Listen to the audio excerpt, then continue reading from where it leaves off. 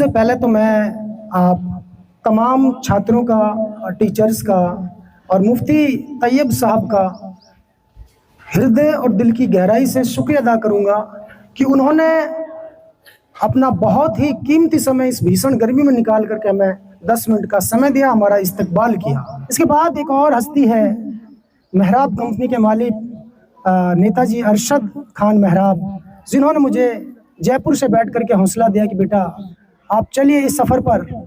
हमें कोई लालच नहीं है, लेकिन अगर आपको कभी ज़रूरत पड़े, चाहे पैसे की ज़रूरत पड़े, किसी प्रकार से ज़रूरत पड़े, हम आपको आपके साथ साना बसाना खड़े हैं।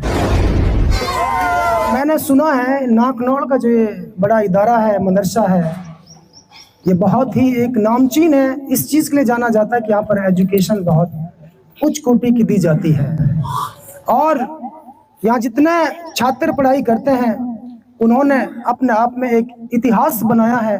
जब भी कोई बच्चा यहाँ से निकला है तो नाम रोशन करके निकला है।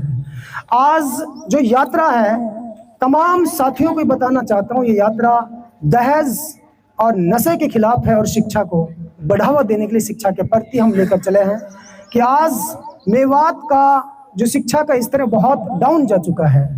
इस बार जब हरियाणा प्रदेश का रिजल्ट आया, मैं हरियाणा की बात बता रहा हूँ जहाँ से मैं आता हूँ, तो मेवात तमाम जिलों में सबसे नीचे पायदान पर पाया गया। तो हमारे दिल के अंदर एक दर्द जगा कि शिक्षा इतनी डाउन जा रही है, नशा और दहेज उरूज पर है। ऐसे में क्यों ना हरियाणा हो या राजस्थान या यूपी हो, लेकिन जहाँ तक हमारा पिछड़ा हुआ मेवात है वहाँ तक हम इस समाज के नौजवानों को, इस समाज को जागृत करने का काम करेंगे। तो हमने इस यात्रा का जो ऑर्गेनाइज किया वो सोहना शहर से किया, रोज का मेव गाँव से, और दिल्ली अलवर हाईवे होते हुए ये यात्रा सीधी अलवर पहुंची। अलवर के बड़े मदरसे में, दाऊदपुर का जो मदरसा है, उसमें हमने बहुत अच्छा एक प्रोग्राम किया जहाँ पे छात्रों को मोटिवेट किया नशे और दहेज के खिलाफ शिक्षा के प्रति। उसके बाद हम किशनगढ़, तिजारा और आज टपूकड़ा की इस पावन धरती पर हैं। ये नाकनौल गांव है और ये एक नामचीन मदरसा है। बच्चों की जो डिसिप्लिन देखी गई वाकई काबिल तारीफ है। यूनिफॉर्म की बात करूं तो बहुत एक एक बच्चे के पास यहाँ पर यूनिफॉर्म है। साफ सफाई की अगर बात करूं तो बहुत ही बेहतरीन है। बार बार मुफ्ती तैयब साहब और समस्त स्टाफ टीचर्स के लिए मैं धन्यवाद दूंगा इस चीज़ के लिए कि उन्होंने बहुत अच्छी डिसिप्लिन बना करके रखी इस मदरसे के अंदर। ये न केवल मदरसा है बल्कि ये स्कूल भी है। यहाँ उर्दू और अरबी के साथ साथ दोनों तरह की पढ़ाई बच्चों को सिखाई जाती है, पढ़ाई जाती है। दोस्तों, मैं समय कम है, भीषण गर्मी है, पहले बच्चों को बताना चाहता हूँ कि ये जो दहेज है ये एक लानत है, एक बला है, एक तरह से गुनाह भी है। क्योंकि इस दहेज को लेकर के न जाने कितनी हमारी बहनों का, हमारी बेटियों का घर बिगड़ जाता है, उनकी हत्याएं हो जाती हैं, उन बेटियों को खुदकुशी करने पर मजबूर कर दिया जाता है।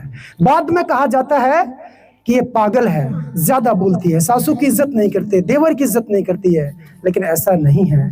अधिकतर ये होता है कि उनका जेवर चाले में ही बेच दिया जाता है, और जब बच्ची का जेवर बिकता है, वो एक सपने लेकर के आती है, अपना घर बार छोड़ करके आती है, तो उसका मन गिर जाता है, तब उनके बीच में झगड़ा शुरू हो जाता है। आखिरकार ये होता है या तो उस बेटी का घर बिगड़ जाता है इस दहेज को लेकर के, या फिर उसे मौत के घाट उतार दिया जाता है, या वो खुदकुशी करने पर मजबूर हो जाती है।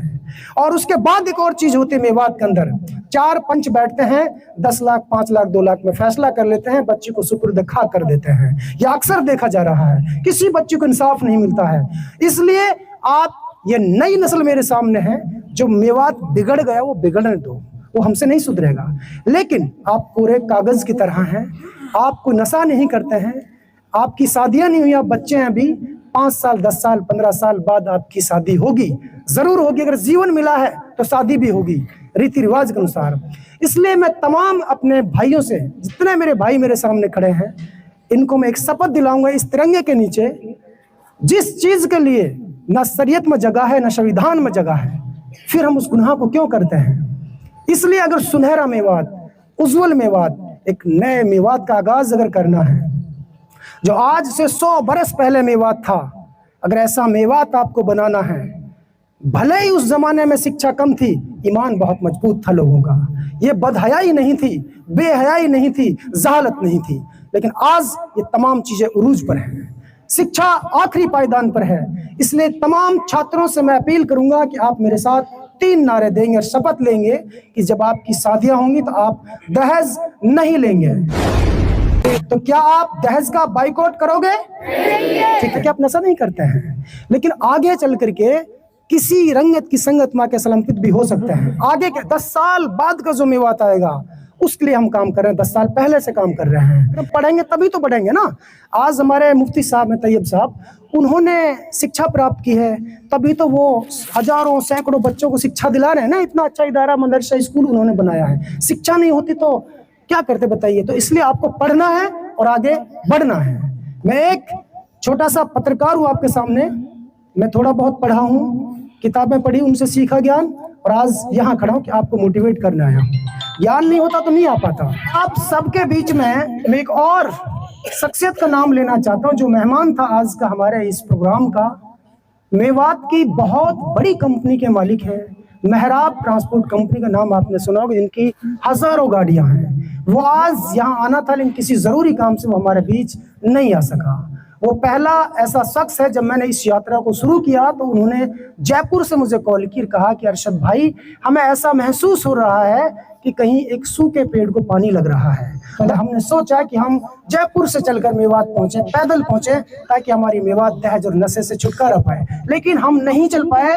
लेकिन इस यात्रा में हम तन मन और धन से आपके साथ हैं, और जैसी भी जरूरत पड़े हम आपका सम्मान करते हैं, स्वागत करते हैं, समर्थन करते हैं। उस शख्सियत का नाम था नेताजी अरशद खान मेहराब। हालांकि मैं किसी भी नेता को अपने साथ लेके नहीं चलता हूँ, लेकिन जो खुद मुझे फोन करता है, मुझे सपोर्ट करता है, उसका नाम मैं जरूर लेता हूँ। उसकी पवित्र सोच उसने कहा तो हमने दिखा दिया।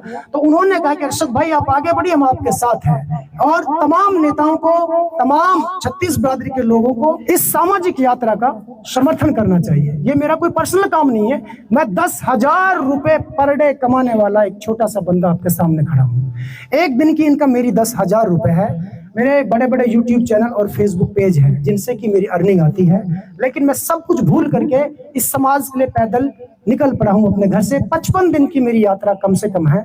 400 गांव की मुझे विजिट करनी है, एक एक स्कूल, एक एक मदरसा मुझे जाना है और बच्चों को मोटिवेट करना। चलिए हम अब शुरू करते हैं। मैं बहुत बहुत शुक्रगुजार हूँ नेताजी अरशद खान मेहराब साहब का कि जिन्होंने हमें मोटिवेट किया, और मुफ्ती तैयब साहब का जिन्होंने हमें अपना बहुत ही कीमती वक्त में से थोड़ा सा समय दिया, और तमाम बच्चों का, तमाम टीचर्स का मैं शुक्रगुजार हूँ। अब मैं शुरू करता हूँ। क्या आप दहेज लोगे? आप दहेज लोगे?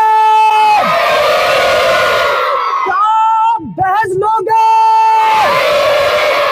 आप नशा करोगे? आप दहेज लोगे?